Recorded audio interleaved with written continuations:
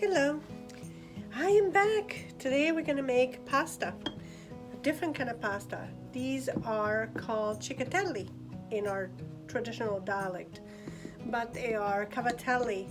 So they're just like, it's pasta, it's homemade pasta. And this one here, I'm just going to make only about 1.5 cups because we don't need much. Because these ones here left over, they're delicious. So put flour away.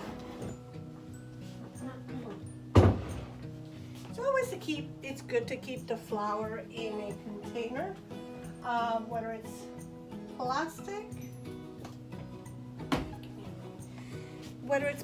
or it's glass. I have mine in glass just because I found this beautiful container.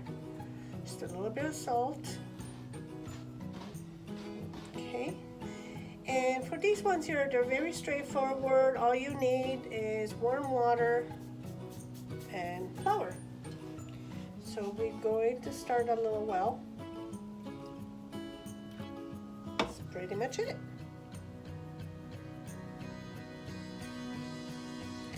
And this is a very therapeutic thing that you can do. Put the water in the well. You can actually get your kids to do this and have them mix the water very gently. You can do it clockwise or you can do it counterclockwise. It doesn't really matter. This is irrelevant. I'm doing it by hand because I want to feel texture to it. These ones here need to be a little more harder than the Play-Doh. See, add just a little more water because not enough.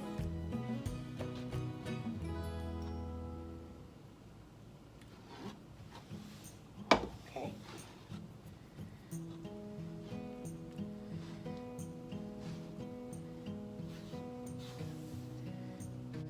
These you really need to mix to work the dough.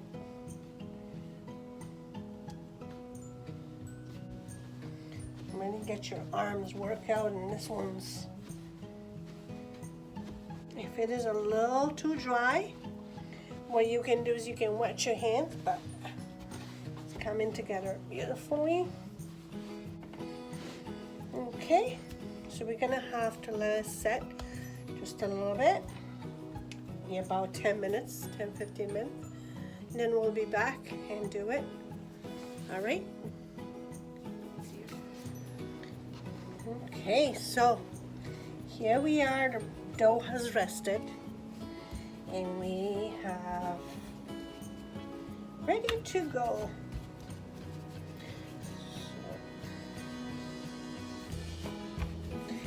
What you want to do is you want to make sure that they're pretty much the same size in not in length but in thickness, because you want them to cook pretty much all the same, right? Okay. And I'm not sure if you can see them pretty closer. These ones here are going to be and cut them roughly about 2.5 to 3 inches, basically. Roughly, you know, like you have to kind of gauge it. There's no right, wrong, doesn't matter. They're all going to be eaten the same way. And now what we're going to do is we're going to dig. So that's why they're called cavatelli, because we get a little roll, it's round like that, and we're going to dig like that, and as we pull towards us, it creates this little crevice, see, inside, see, it's a little cave. So cavatelli, or cava in Italian, means cave. Cavatelli, it's little cave. So basically, that's basically what it is. It's a little cave. And when you cook them, and then they stay that way, and inside here it gets all the goodness squished in the sauce. And if you have meat sauce, or if you, in this case, today I'm cooking them with celery. So we're doing cavatelli and celery. I will show you the end result.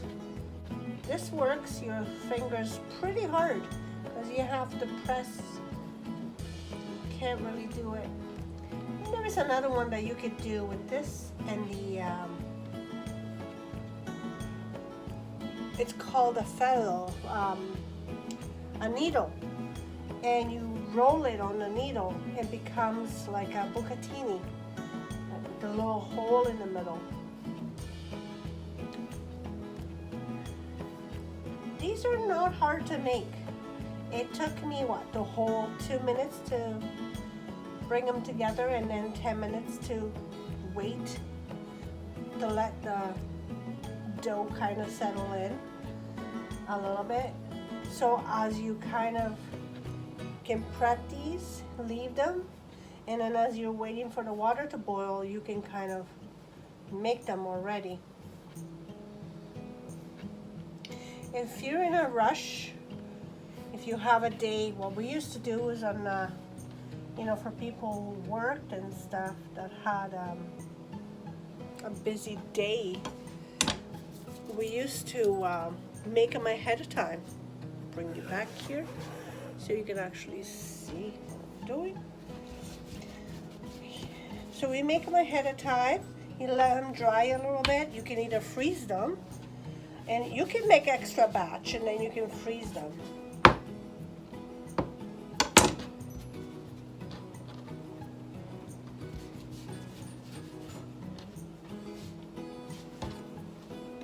Okay.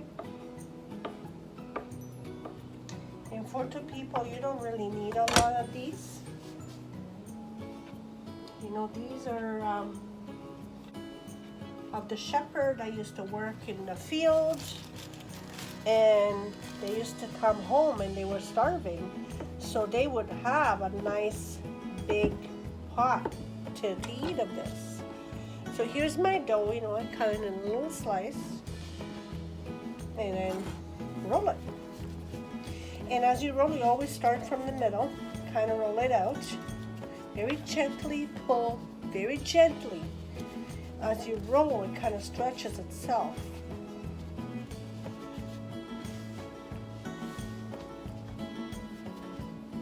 Start from the middle, see, and it stretches out. And as your hand walks out, the dough stretches itself. There you go.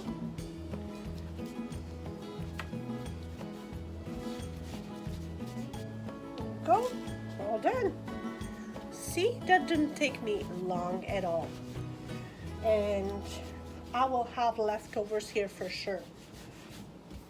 And this is such a, it's a dish that will satisfy the hunger. So, let's see, kind of.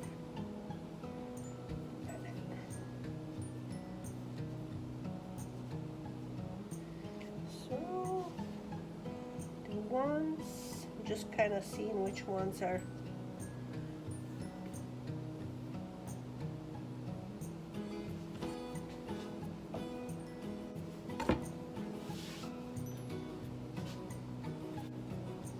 if they do stick, put a little bit of flour in it. They're not really sticky, but I'm gonna add just a touch.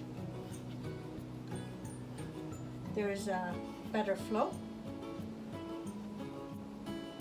Believe it or not, these are much more healthier than the one that you actually buy, because you know there is no sugar added to it, there is no chemical added to it. It's just literally your flour, and you can use whatever flour. You know, I would prefer to use the semolina flour or the double O flour, which is it's a better content. It's better flour, better processed, easier for on your belly and your gut.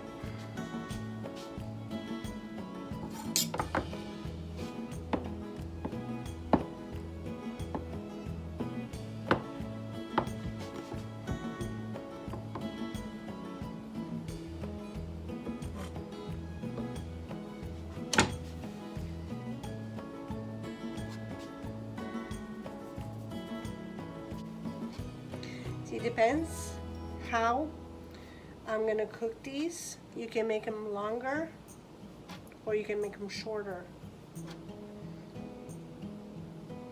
When you make them a little longer, it's good mixed with greens, the way I'm gonna make them tonight. But when you do them a little shorter, you can just do them for themselves. There we go.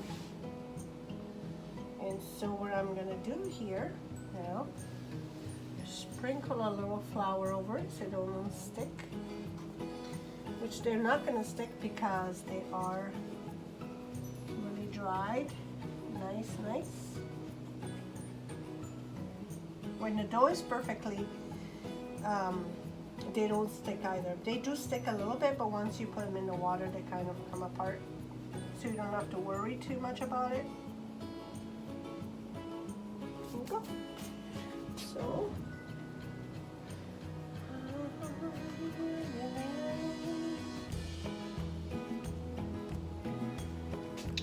got to cover them.